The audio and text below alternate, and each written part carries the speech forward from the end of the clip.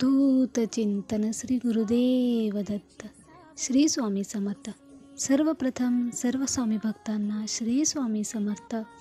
मी तुमचं महाराजांच्या भक्तिमार्ग या यूट्यूब चॅनलमध्ये खूप खूप खूप मनापासून स्वागत करते. तुमचा दिवस शुभ जाओ. स्वामी महाराज तुमच्या सर्व चांगल्या इच्छा नक्की पूर्ण करत अशी मी महाराजांच्या चरणी प्रार्थना करते व व्हिडिओला सुरुवात करते. प्रत्येकाने आवर्जून ऐकावी अशी कथा. देवा उचल रे, मला कंटाळा आला या जीवनाचा, असे एक आजीबाई अतिशय व्याकुळ होऊन म्हणत होती. त्या आजीबाई एकट्याच राहत होत्या. त्यांच्याच शेतात त्यांचा भला मोठा बंगला होता, पण त्यांच्या सोबतीला कोणीच नव्हते. फक्त एक बाई यायची धुणी भांडी करायला. पण धुणी भांडी हे एक निमित्त होतं. खरं तर त्या आजींना 2 मुलं आणि 1 मुलगी होती. मुलीने त्या बाईंना धुणं भांडी करण्यासाठी त्यांच्याकडे पाठवलं होतं, पण त्यामागील उद्देश वेगळाच होता. खरं तर त्या जिवंत आहेत की मेल्या आहेत हे पाहण्यासाठीच त्या मुलीनं त्या बाईला सांगितलं होतं. ती बाई नुकतीच येऊन गेली. आजी त्या बाईला बोलण्यासाठी थांब म्हणत होत्या, परंतु मला खूप कामं आहेत असं सांगून त्या बाई निघून गेल्या. हातातला वॉकर टेकवत बाहेर व्हरांड्यात येऊन आजी बसल्या. आसपास जवळ एकही घर नव्हतं. जणू काय एखाद्या जंगलात त्या राहत होत्या. लांबवर आता कुठंतरी बांधकाम चालू झालं होतं. बाकी सर्व शेतच होतं.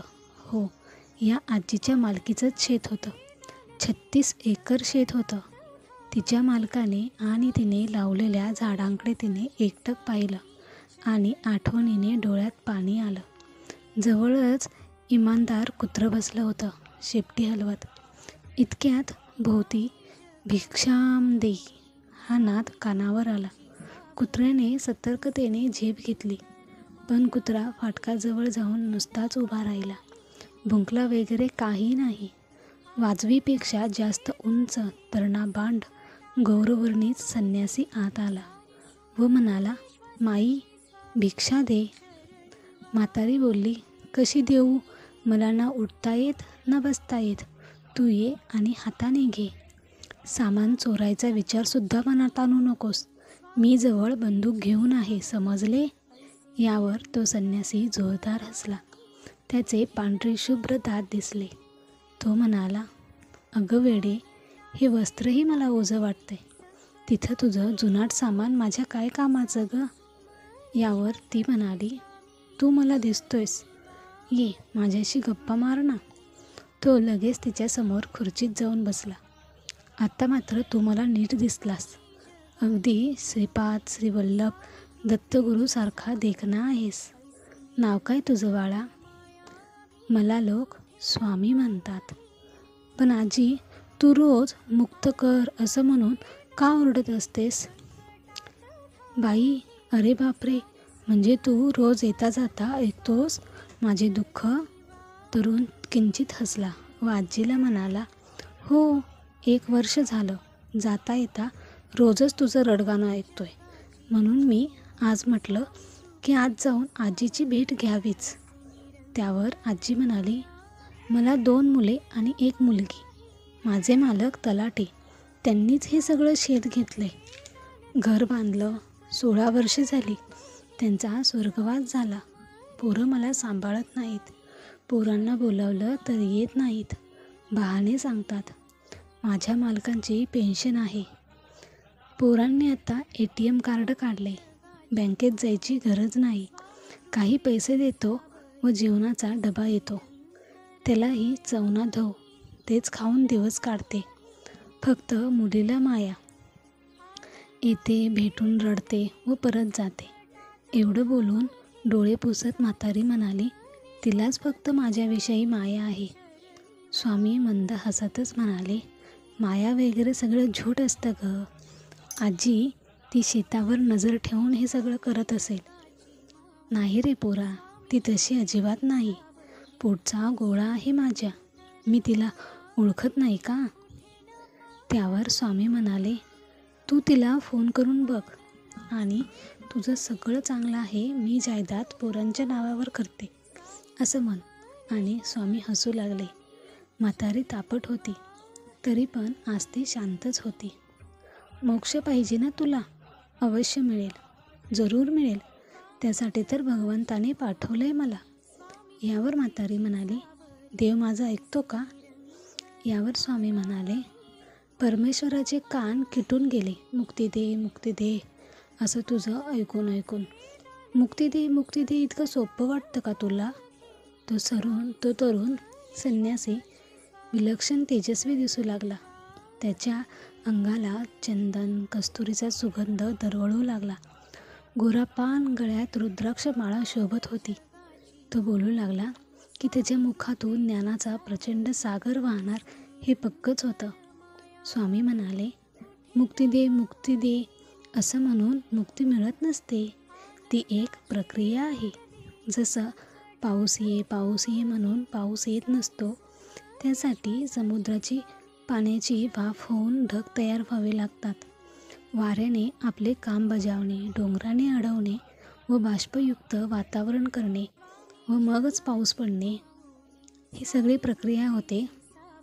तसेच तुझ्या फक्त बडबडीने मोक्षाची शक्ती फक्त जागी झाली, तुझ्यापर्यंत येणार नाही. तू भाग्यवान आहेस.